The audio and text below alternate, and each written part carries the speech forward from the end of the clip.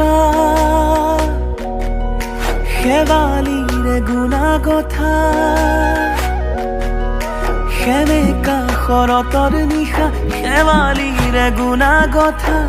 জোনাকীয়ে ক'লে তৰালিয়ে হাঁহে আলসুৱা বুকুত মৰমে উমলে কিনো আবেগত হিয়া